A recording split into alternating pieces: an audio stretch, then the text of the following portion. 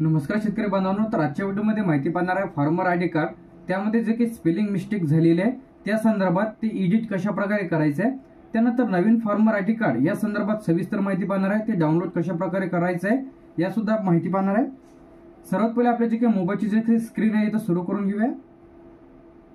Screen जे आता इथं सुरू झालेली आहे, तर तुम्हाला फार्मर आयडीचं जे काही कार्ड आहे ते आता सर्व शेतकरी बांधवांना फार्मर आयडी कार्ड बनवणे आवश्यक आहे, तरच तुम्हाला पीक विमा भरपाईची रक्कम, पीएम किसान, नमो शेतकरी जी की शेतीविषयक संपूर्ण योजना आहेत, तर त्या योजनेचा जर तुम्हाला लाभ घ्यायचा असेल तर सर्व शेतकरी बांधवांनी फार्मर आयडी कार्ड इथं काढणे आवश्यक आहे, तरच तुम्हाला भरपाईची रक्कम, पीक विमा, पीएम किसान, नमो शेतकरी योजनेचा लाभ तुम्हाला इथं मिळणार आहे।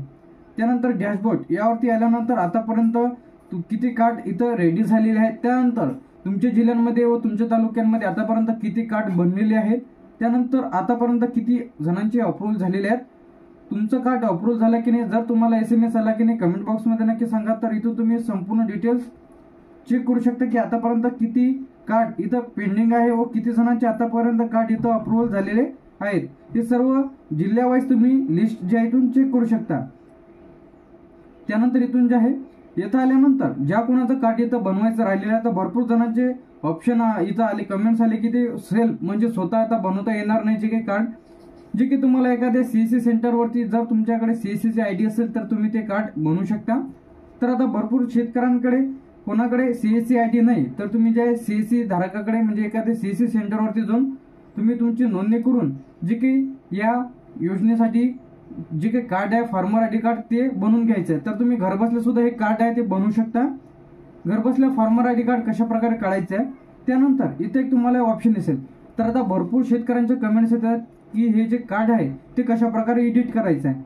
तर आता ज्यांचे अप्रूव्ह झालेले आहेत तर अशांना घाबरण्याचं काही कारण नाही। त्यानंतर आता ज्यांचे फॉर्म जे आहे, ज्यांनी फार्मर आयडी कार्ड काढलेले व काही स्पेलिंग मिस्टेक झालेली आहे व कोणी जे आहे चुकीचे नाव भरलेले आहे, तर अशांनी तुम्ही जे CSC वरून जर भरलेलं असेल तर तिथं तुम्हाला पुन्हा जसं की तुम्ही फॉर्म भरला होता तेच सेम प्रोसेस करायचं आहे, फक्त तुम्हाला एडिटचं करायचं आहे। तर आता बरेच जणांचे इथं रिजेक्ट झालेले आहेत, तर रिजेक्ट झालेल्याने पुन्हा अप्लाय करायचं, तर बरेच जणांनी चुकीची माहिती भरल्यामुळे त्यांचे जे काही फार्मर आयडी कार्ड इथं अप्रूव्ह झालेले नाहीत, तर अशाने सर्वात पहिले चेक करून घ्या।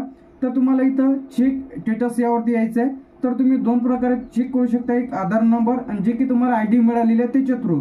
तर इथे तुम्हाला तुमचा आधार नंबर किंवा आयडी टाकून इथं तुम्हाला चेक वरती क्लिक करायचं। तर जसं की मी आधार नंबर इथं टाकेल तर इथं चेक बॉक्स इथं ओपन होईल, तर डेमोसाठी मी इथं टाकून दाखवत आहे, चेक बॉक्स इथं आलेला आहे। तर इथून तुम्ही चेक करून घ्या। त्यानंतर इथून तुमचं जे काही अप्रूव्ह झाले की नाही, तर बरेच जणांची इथं पेंडिंग आहे।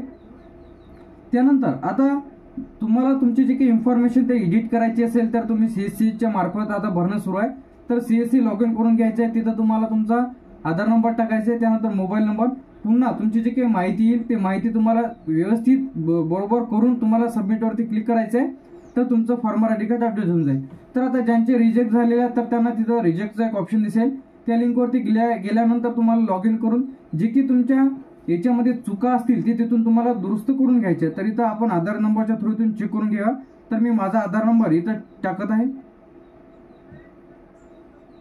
तर आधार नंबर टाकलेला चेक वरती मी जसं क्लिक कराल तर इथं थोडं लोडिंग घेईल।